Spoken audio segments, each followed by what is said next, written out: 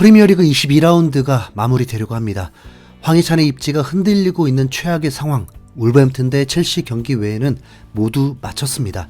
확실히 후반기가 시작되고 나서 변수들이 더 많이 생기고 있습니다. 먼저 현재 순위를 좀 볼까요?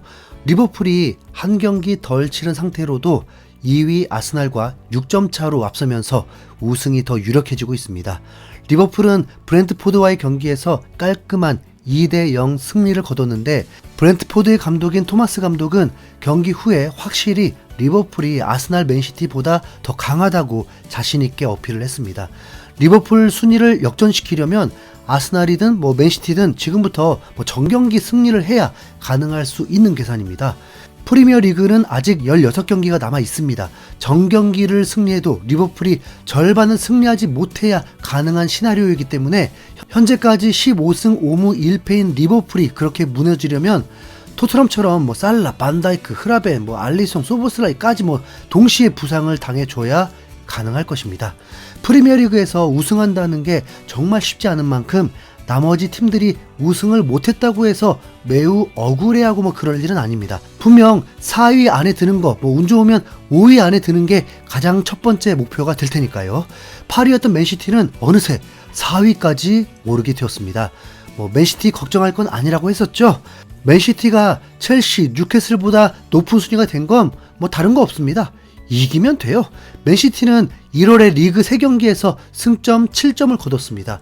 브렌트포드와의 경기에서 2대0으로 앞서다가 극적으로 동점을 허용하면서 승점 2점을 날렸는데, 과르디올라 감독 입장에서 어차피 우승 못할 거 2위나 4위나 똑같습니다. 오히려 맨시티는 혼란과 프리미어리그 계약의 새로운 패러다임을 열어놨고 3개의 계약을 체결하면서 겹경사를 이루면서 분위기가 좋습니다.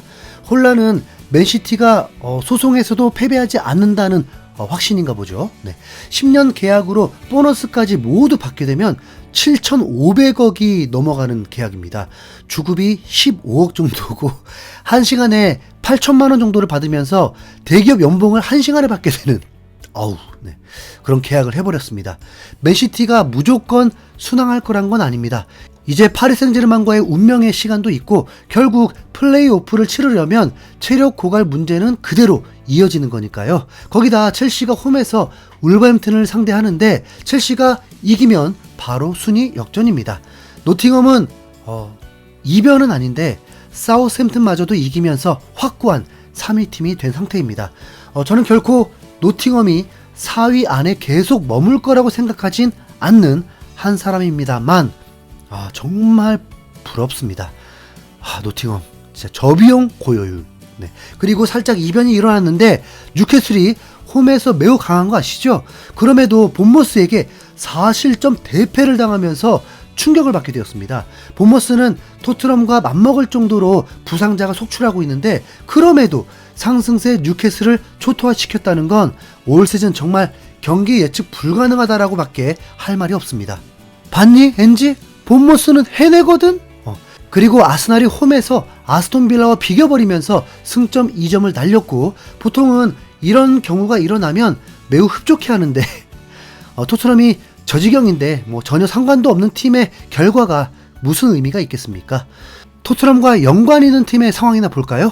맨유가 홈에서 브라이튼을 상대했는데 진짜 비참한 굴욕적인 패배를 당하고 말았습니다. 전반 4분부터 미토마에게 뒷공간이 뚫려버리면서 허탈하게 실점을 당했습니다. 미넨에서 활약했던 마즈라이는 미토마의 꽁무니를 뒤쫓아갈 뿐 방해조차 하지 못할 정도였습니다. 맨유가 고작 페널티킥으로 동점으로 따라붙고 후반에는 이제 미토마가 득점을 했는데 이때는 아예 마즈라이가 골대와 충돌을 하면서 큰 부상까지 당할 뻔하기도 했습니다. 여기서 끝이 아닙니다. 맨유가 추격을 해도 모자를 파내 평범하게 횡으로 날아온 크로스를 오나나가 거미손 장갑을 끼고도 놓치면서 추가 실점을 해버리고 말았습니다. 맨유가 홈에서 3실점 대패. 토트넘과 승점은 2점 차로 유지가 되었습니다. 진짜 너그들 때문에 외롭진 않다. 토트넘은 이제 유럽대항전 출전 티켓 순위는 쳐다볼 필요도 없습니다. 7위와 13점 차인데 솔직히 지금부터 16경기 전경기 승리해야 5위 간당간당할 상황일 뿐입니다. 전경기는 불가능하다는 건 매우 쉬운 예측이고요. 오히려 전경기 패배 예측이 더 낫겠죠. 토트넘은 에버턴 원정길에서 2대3으로 패배를 하면서 팬들이 당연히 엄청난 분노를 퍼부었습니다. 그래서 경기 후에 관중들이 욕설까지 했던 모양입니다.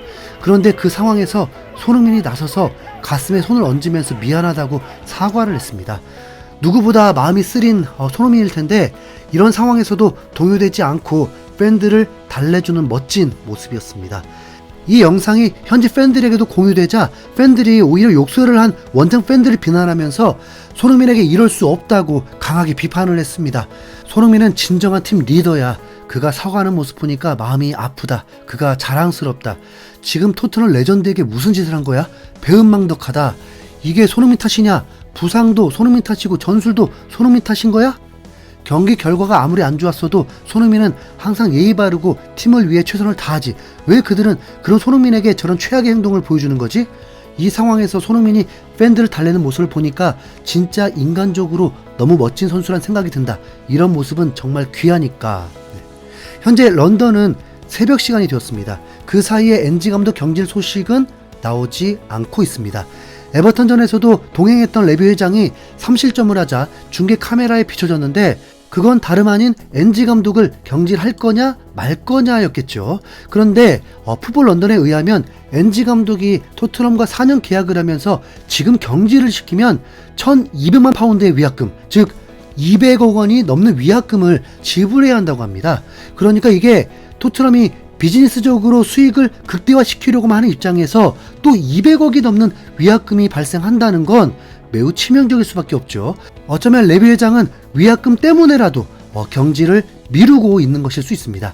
토트넘이 우승하면 된다가 아니라 토트넘이 돈만 벌면 된다라는 입장일 테니까요. 이렇게 되면 레비 회장은 그동안 수익 올린 거에 위약금만 무리뉴 감독 300억, 산투 감독 250억, 콘테 60억, 엔지 감독 200억까지 약 800억을 쓰게 되는 꼴이 됩니다. 에버턴전은 도박이 실패한 것입니다. 전문가들과 팬들이 전술 좀 유연하게 해라 그렇게 비판을 했더니 이번 경기에서 획기적인 변화로 나섰다가 미드필더들을 믿었다가 초토화가 된 것입니다. 우선 베스트 라인업이나 8, 90%의 전력이라면 이런 꼴은 나지 않습니다. 엔지 감독은 경기 후에 인터뷰에서 3명의 중앙 수비수를 배치한 것은 현재 뛸 수 있는 선수들에 맞춰 내놓은 전술이다. 선수들은 모두 열심히 노력하며 새로운 전술에 적응하려고 했지만 쉽지 않았다. 어려운 경기였고 우리는 부족했다. 초반 몇 차례 기회가 있었지만 이를 득점으로 연결하지 못했다. 토트넘 선수단 체력이 부족했는데 에버턴이 이 점을 잘 이용했다. 우리는 극복할 수 있다. 나는 이 상황을 이겨낼 수 있다는 믿음을 잃지 않았다. 선수들도 후반 경기력을 통해 다시 일어날 수 있다는 모습을 선보였다. 네, 후반전에 본래 전술로 돌아왔고 에버턴도 애쓰지 않았거든요. 아마 며칠 안으로 주전급 선수들 부상 복귀 소식이 들릴 것입니다.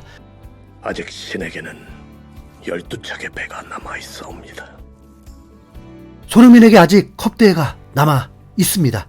불행은 이제 다 끝났으니 지금부터 시작! 이상 흰수염고리였습니다.